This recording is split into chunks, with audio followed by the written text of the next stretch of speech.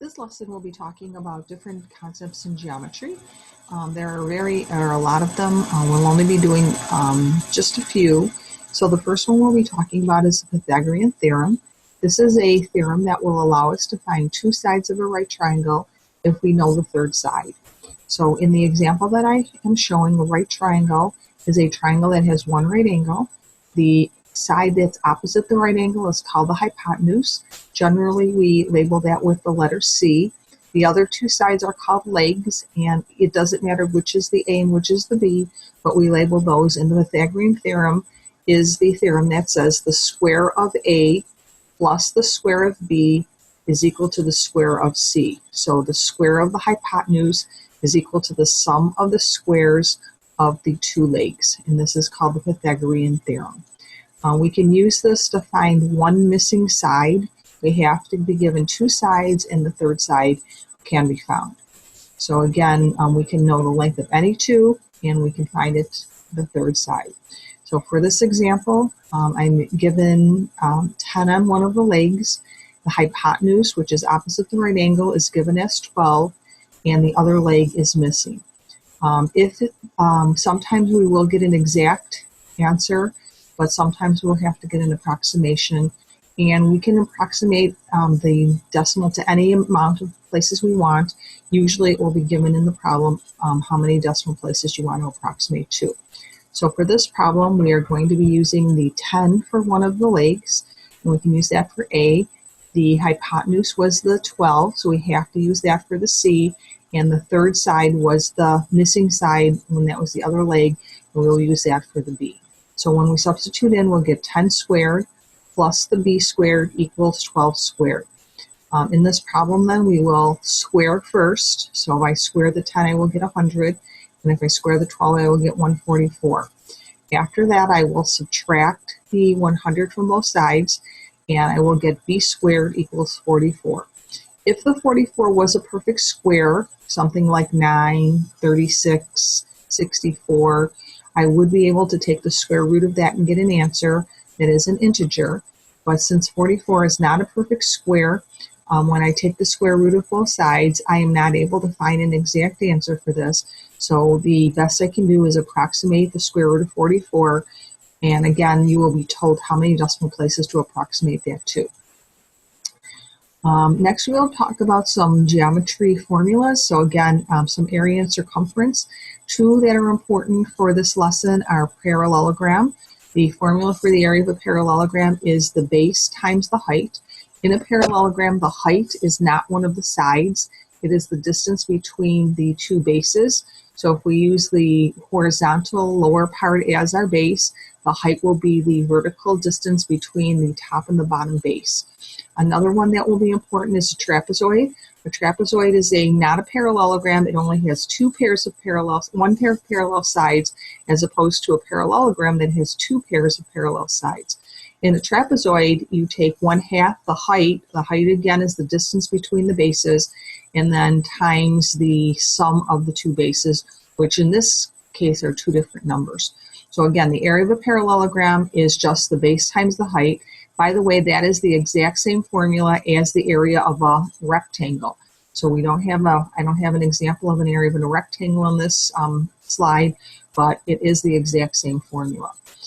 So here's an example of an area of a parallelogram. Notice that the height is not one of the sides. So again, this is kind of a crazy looking parallelogram, but the distance between the two bases is actually on the outside, but it is 6. So we will multiply the 6 meters times the 1.2 meters for the base. And again, remember, because this is an area, we do have to use square units for the answer. So for 1.2 times 6, we will get the 7.2 square meters. An example of the trapezoid that I showed you, again, the formula 1/2 the height times the sum of the bases. Again, the two parallel sides are called bases, and the height is the distance between them.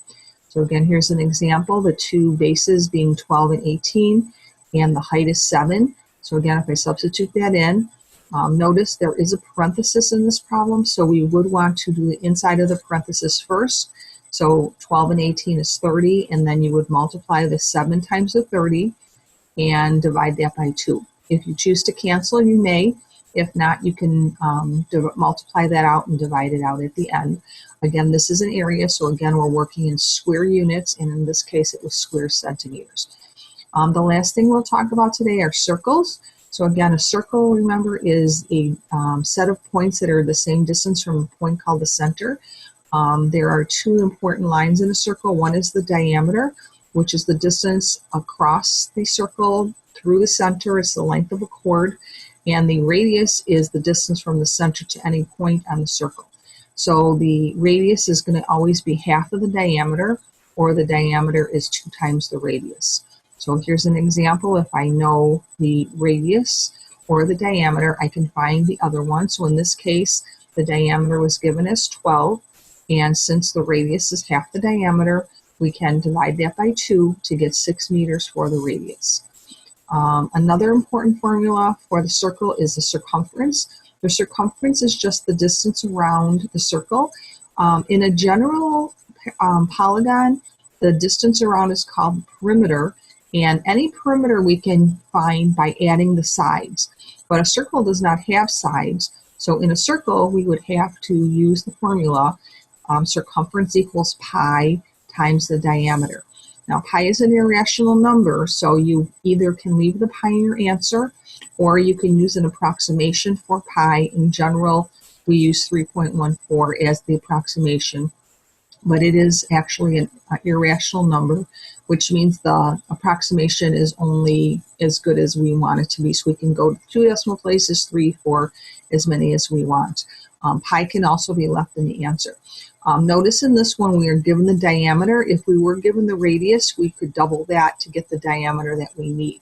Circumference, again, is a linear measure, so we just use linear units of circumference, just like we would for the diameter. So if the diameter was in centimeters, my circumference is also in centimeters. The area is a little bit more difficult because you have to square the radius, and you do need the radius in this one. If you are given this diameter, you would have to take half of that in order to use this formula. So again, here's an example. Given the radius of 14, this time we'll use a different approximation for pi, 22/7. You would know which one of those to use by the problem. Okay, they will tell you which one to use.